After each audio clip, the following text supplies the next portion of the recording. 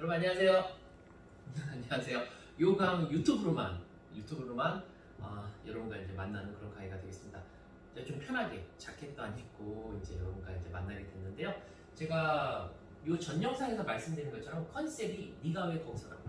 네가 왜? 영탁 노래 네가 왜 거? 영탁 이름 잘 써야 돼. 무슨 영탁 막걸리하고 저작권. 근데 저 그 저작권 저는 안 걸리겠지? 그냥 여기서 강의니까 그렇죠?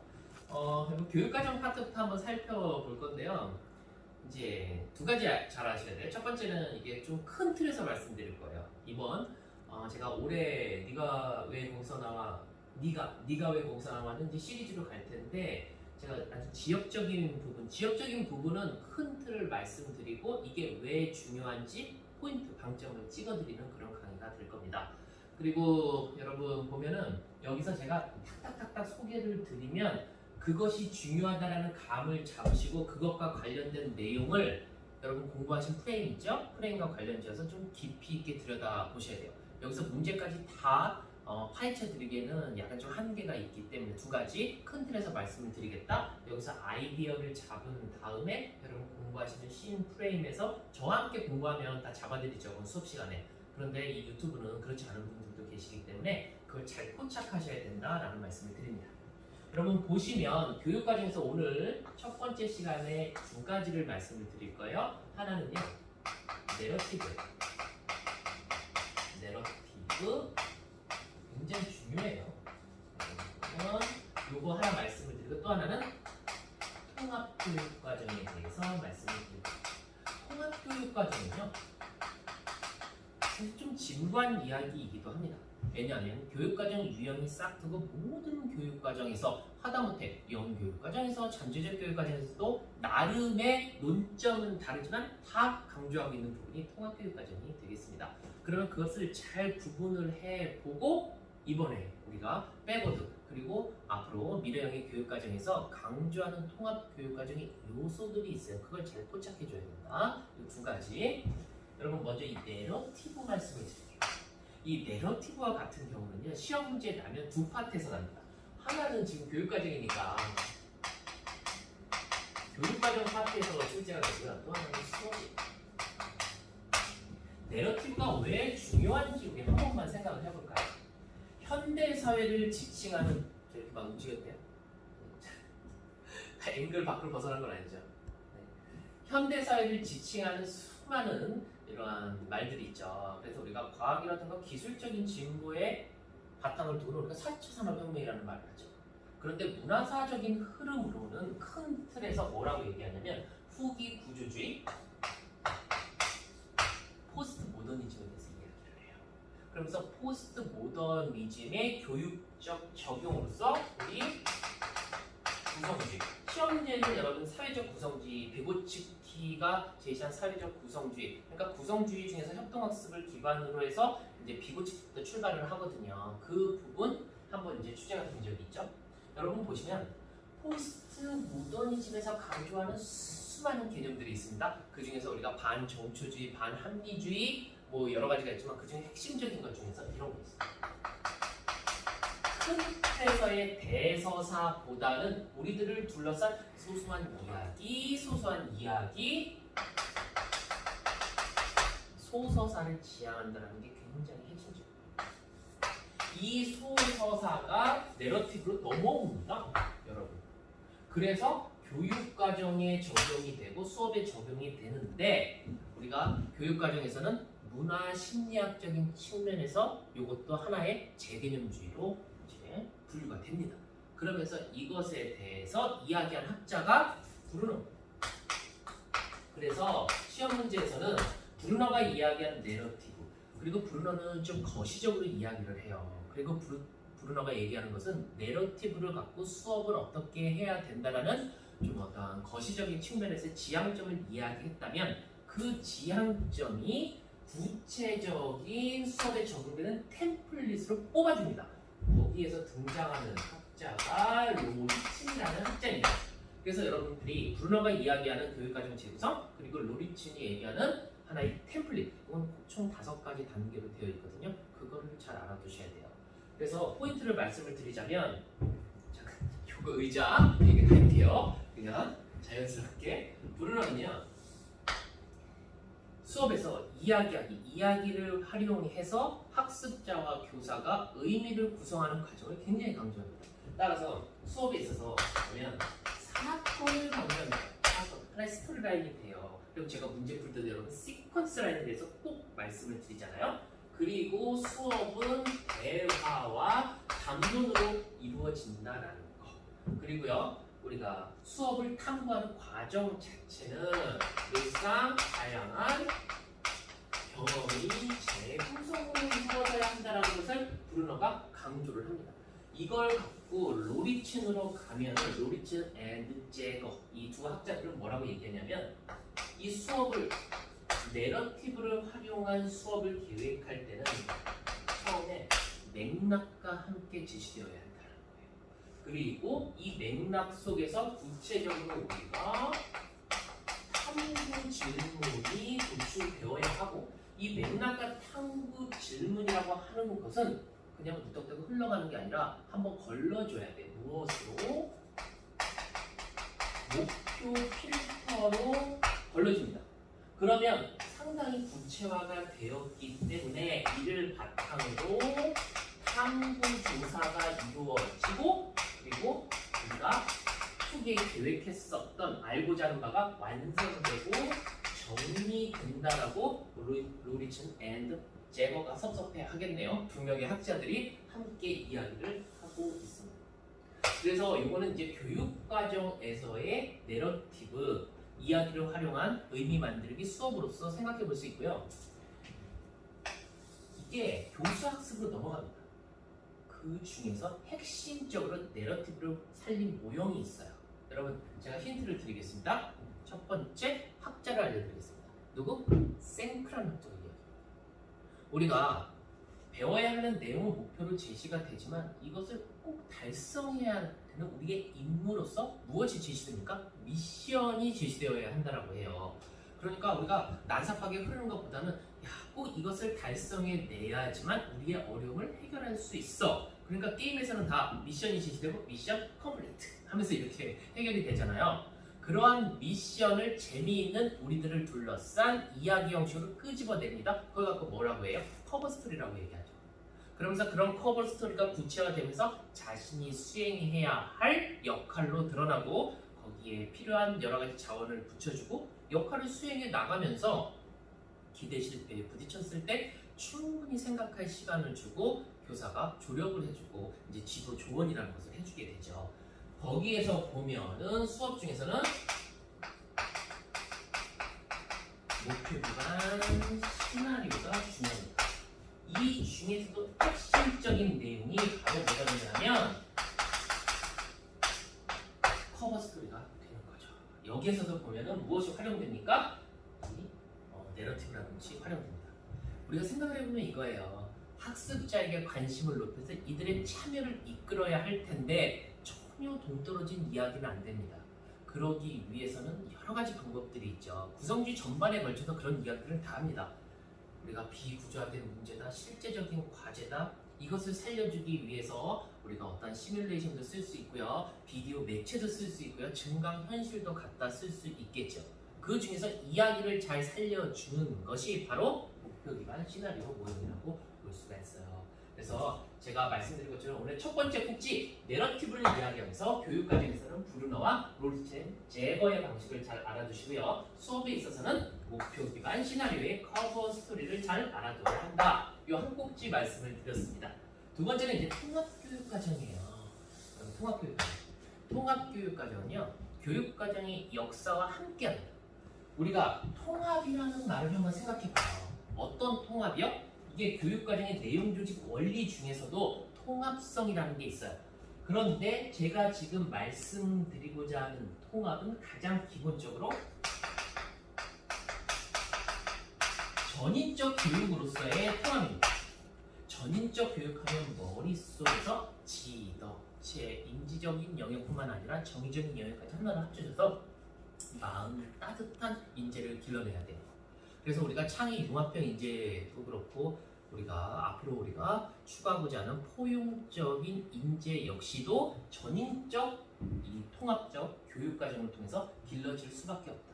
그러한 측면에서 들여다봤을 때 통합교육과정이라는 것은 늘 출제의 원픽이고요. 그리고 통합교육과정이 추구하는 바는 전인적 인간을 길러내면서 학교에서 배운 내용이 무의미한 지식이 아닌 실생활을 변화시킬 수 있는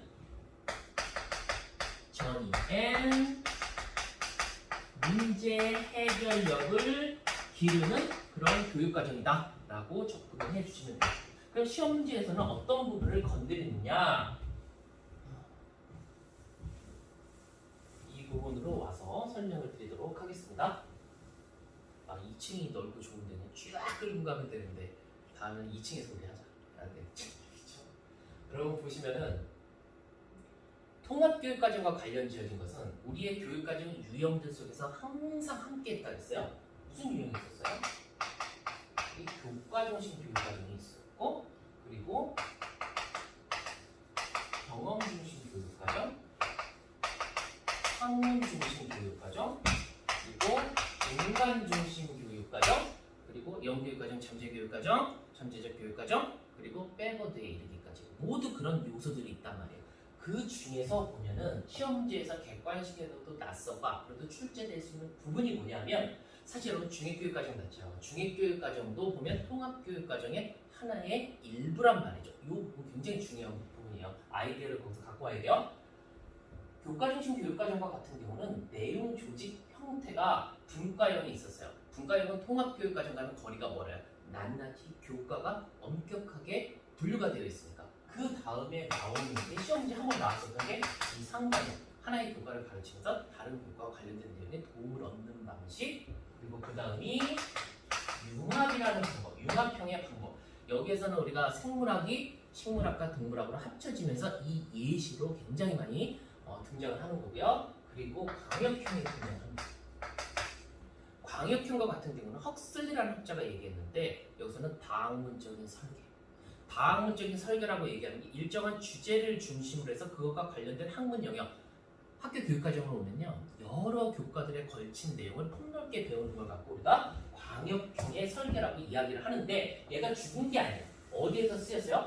공통과목 통합사회와 통합과학에 쓰였기 때문에 잘 알아듣는다라고 해서 우리가 정리를 해두는 거죠. 그러면서 경험중심 교육과정으로 넘어가는데, 경험중심 교육과정은 이 중에서 통합교육과정 하면 사실 우리가 중액형을 잘 알아두면 돼요.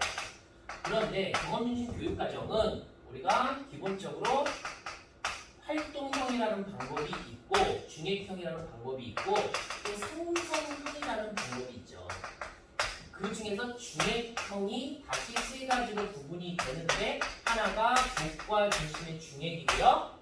그리고 중액형이라고 얘기하는 게 가운데 중액, 중심부에 무엇을 두고 그것과 관련된 주변부의 지식을 배우는 거잖아요. 그래서 교과를 중심으로 두고, 그 다음에 학습자의 관심과 흥미를 중심에 두고, 또 하나는 사회의 기능과 이슈를 중심으로 두는 가장 발전된 사회형의 중액이 있습니다. 그 중에서 교과형은 다시 두 가지로 나누니, 하나가 광역교과 중심의 중액이고, 이것은 그대로 갖고 오는 형태이고요. 또 하나는 여기서 스팀형이라는 게 있습니다.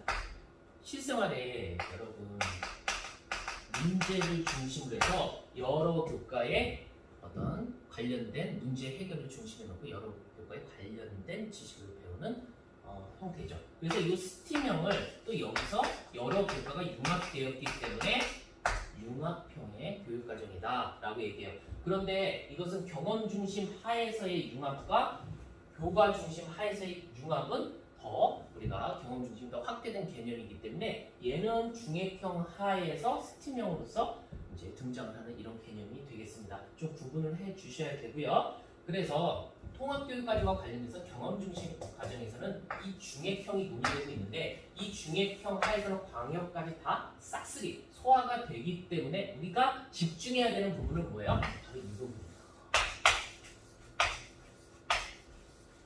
학문 중심 교육과정에서의 통합교육과정, 이거 굉장히 잘 알아두셔야 되고요. 그런데 왜 잘 알아둬야 되는지 그 맥락은요, 이게 백워드에서도 그대로 쓰이는 방식이기 때문에 그렇다라는 거예요. 그래서 우리가 학문 중심 교육과정에서의 이 우리 통합교육과정 이 형태 잘 알아두시고 지금 백워드에서 쓰이면서 업그레이드된 부분이 있어요. 그 부분을 맥락을 잘 잡고 있으면 여러분 상당히 깊이 있는 지식을 정리하는 부분이 되겠습니다. 다음에 진짜 2층으로 가자. 힘들다. 여기서 보면요. 저도 헷갈려봐 이게 섞이고 말입니다. 얘 또 물 묻었어. 일단 물이 묻으니까 좀 깔끔하게는 지워지네요. 지금 몇 분이에요? 너무 길면 안 되는데. 한 15분 정도. 15분 됐어요? 그럼 빨리 제가 학문중심 교육과정 하에서 그리고 백워드랑 연결을 시켜드릴게요.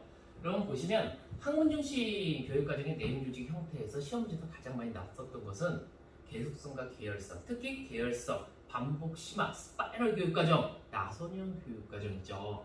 그런데 우리가 학문중심 교육과정은 기본적으로 교육의 내용을 지식의 구조를 추구하게 되잖아요. 이 지식의 구조의 개념 자체가 일정한 학문 영역에서 흐르고 있는 골간이 되는 그 개념과 원리를 갖고 이야기하죠. 그런데 학문 영역이 중심되는 그러한 골간이 되는 개념과 원리라고 하는 것은 하나의 학문 영역에서만 쓰이는 것이 아니라 두 가지 이상에서 두루두루 쓰인단 말이에요.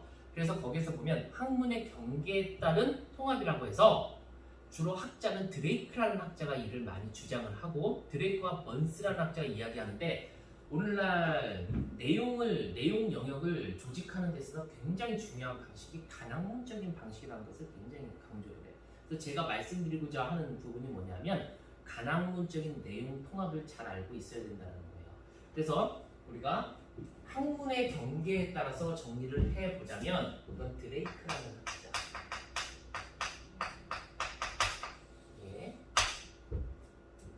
내용 조직, 학문 경계에 따라서 보면은 간학문 그리고 사랑문 그리고 아니다 여기서 한 가지 생략 여러분 다학문 그리고 초학문, 탈학문이라고 해요. 초학문을 이해하시면 일단 이 중에서 중요한 게 간학문입니다. 헷갈리면 안 되는 게 간학문과 다학문이에요.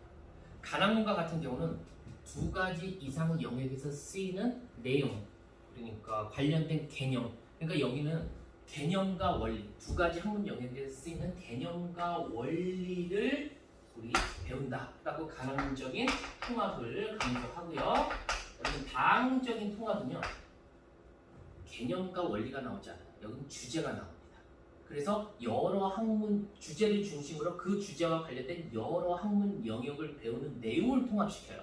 그래서 여기서는 개념, 원리 이게 두 개 학문 영역 이상 그리고 다학문이라고 얘기하는 것은 주제를 중심으로 우리가 마치 중해편에서 이야기하는 것처럼 주제를 중심으로 해서 이것과 관련된 여러 분야 그리고 이러한 개념 또는 주제를 떠나서 학습자의 관심이라든가 어떤 그들의 흥미를 중심으로 내용을 두루두루 배우게 되면 우리는 그걸 갖고 탈학문이라고 이야기를 한다라는 거예요. 그래서 우리가 학문 중심 교육 과정에서는 나선형의 조직을 기본으로 하면서 우리가 지식의 구조 자체가 간학문적인 통합으로 이루어져 있다는 것을 기본적으로 알면 되는데 포인트가 뭐냐면 백워드로 오면서 이러한 간학문적인 설계가 쓰여요. 어디에 쓰이냐면 우리가 이렇습니다.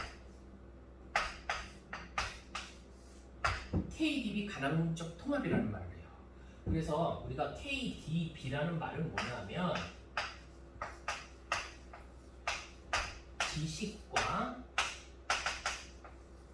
기능과 이 두 가지 지식과 기능이 한 가지의 지식이 아니고 두 가지 여러 학문 분야에 걸친 간학문적인 지식 그리고 기능이라고 이야기하는 것도 한 가지 기능이 아닌 두루두루 쓰일 수 있는 간학문적인 일반적인 기능을 갖고 얘기하는데 간학문적 지식 그리고 기능이 무엇으로? 인성이라는 것으로 연결되어야 한다는 것을 강조합니다.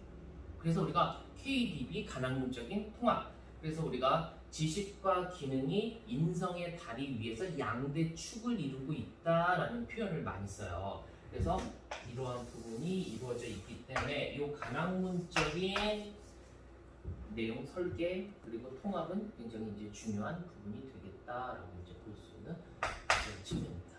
그래서 제가 오늘 강조드린 부분은요. 먼저 이제 내러티브와 관련돼서 브루너 그리고 로리친 앤 제거 그리고 이제 통합교육 과정은 우리가 전인교육적인 관점 그리고 전이 실생활의 문제 해결력을 기르는 데 있어서 굉장히 중요한 통합의 방식인데 각 교육과정마다 다 논의되고 있다.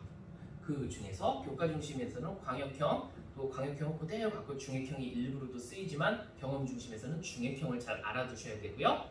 그리고 학문 중심 교육과정에서는 어떠한 것이요? 그렇죠. 나선형을 이야기하면서도 그것은 심화 확대되는 것이고 학문의 경계를 중심으로 지식 영역은 간학문적인 설계를 하고 있고 이것은 그대로 받아서 우리가 KDB 간학문적인 통합은 어디에서도 쓰이고 있다. 백워드에서도 내용 영역을 우리가 선정하는데 그리고 조직하는데 두루두루 쓰이고 있다라고. 그리고 여러분 인간중심 교육과정으로 가면요. 인간중심 교육과정 자체가 어떤 정의적인 영역을 강조합니다. 따라서 거기에서도 우리가 어떤 지식을 어떤 인성적인 부분과 함께 통합시키는 것을 상당히 강조하고 있다. 이렇게 이제 알아두시면 되겠습니다. 그래서 이후에도 제가 지금 오늘 지금 교육과정에서 처음에 통합교육과정 내러티브 말씀을 드렸는데 이후에서 드릴 말씀 상당히 많아요. 그러니까 어떠한 주제를 갖고 다음에는 아마 목표를 가지고 한번 말씀을 드리려고 하고요. 그리고 그 다음에는 학습자의 흥미성이라는 것을 중심으로 그리고 어떠한 주제를 가지고 제가 쭉 한번 풀어드릴게요. 그리고 시험 문제 나는 부분 이제 해드릴게요. 여러분 그래서 오늘 이거 제가 몇 가지 집어드린 그런 부분이 있어요. 그 부분은 우리가 공부하면서 눈을 이렇게 탁 째려보면서 집중적으로 이제 공부를 해줘야 된다는 거 강조드리고 싶습니다. 네가 왜 거기서 나와? 이 특강 다음에 또 이어드리도록 하겠습니다. 오늘은 여기서 마칠까 합니다. 여러분 다음 시간에 또 만나요. 여러분 안녕.